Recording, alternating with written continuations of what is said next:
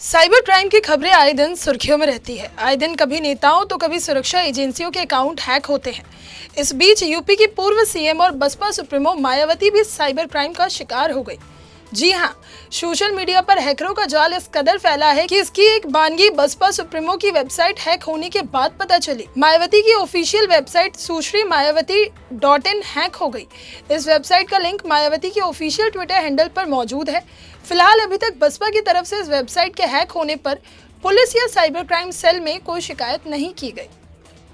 UP के सियासी गलियारों में एक बार फिर हलचल तेज हो गई है।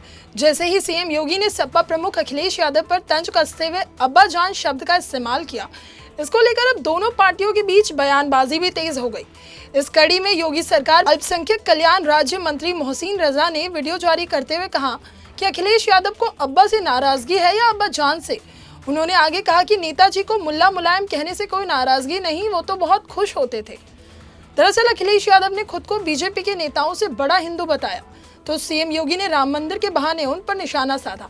सीएम योगी ने तंज कसते हुए कहा कि उनके अब्बाजान कहते थे वहां परिंदे को भी पर नहीं मारने देंगे, लेकिन अब वहां राम मंदिर का निर्माण शुरू हो गया है। अखिलेश यादव जी को अब्बा से नाराजगी है या अब्बाजान से, जिनको उन्होंने मंच से उतार दिया था, और उनको मुल्ला मुलायम सिंह कहने से भी नाराजगी नहीं थी। वो तो बहुत खुश होते थे कि उनको मुल्ला मुलायम सिंह का खिताब दिया गया था उत्तर प्रदेश में, क्योंकि ये पता है वो खिताब क्यों मिला था, ये भी आप जानते हैं अच्छी तरह से। लेकिन ऐसा ना हो कि अब्बाजान की नाराजगी में भाईजान नाराज हो जाएं आपसे, तो जब भाईजान नाराज हो जाएंगे तब कहां जाएंगे आप लोग। यूपी में आज काकोरी कांड को लेकर कई जगह कार्यक्रम किए गए। काकोरी कांड को यूपी सरकार ने अपमानजनक माना है और इसलिए इसकी भाषा में बदलाव किया। इतिहास में भले ही इस घटना को काकोरी कांड के नाम से जाना जाता हो, लेकिन उत्तर प्रदेश सरकार ने अपने आधिकारिक न्योते में इसे काकोरी ट्रेन एक्शन कहा। उत्तर प्रदेश के काकोरी में आज इस मौके पर खास कार्यक्रम का आयोजन किया गया। आपको बता दें कि यह घटना एक ट्रेन की लूट से जुड़ी है, जो 9 अगस्त 1925 को काकोरी से चली थी। आंदोलनकारियों ने इस ट्रेन को लूटने का प्लान बनाया था। जब ट्रेन लखनऊ से करीब 8 मील की दूरी पर थी, तब उसमें बैठे 3 क्रांतिकारियों ने गाड़ी को रुकवाया और सरकारी खजाने को लूट लिया।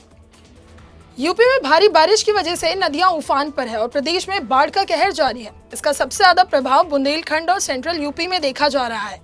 बचाव कार्य के लिए सेना की मदद भी ली जा रही है। उनके हेलीकॉप्टर से राहत सामग्री का वितरण किया जा रहा है, लेकिन मंजर यह है कि सेना के प्रयास भी कम पड़ रहे हैं और लोगों को काफी परेशानी का सामना करना पड़ रहा है।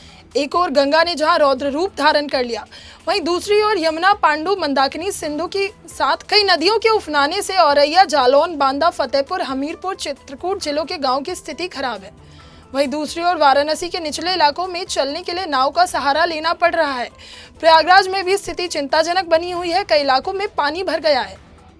बाराबंकी जिले में बदमाशों और कातिलों के हौसले इतने बुलंद है कि बदमाशों ने जिले की सीमा पर पूर्वा गांव में घर पर अकेले रह रहे बीजेपी नेता की अज्ञात हत्या कर दी। हत्या के पीछे संपत्ति को वजह बताया गया। मकान के पीछे शव पड़े होने पर ग्रामीणों ने घटना की सूचना पुलिस को दी। बीजेपी बूथ अध्यक्ष रहे मृतक की कोई संतान नहीं थी और 2 महीने पहले ही पत्नी का निधन हो गया था और वो इस समय अकेले रह रहे थे।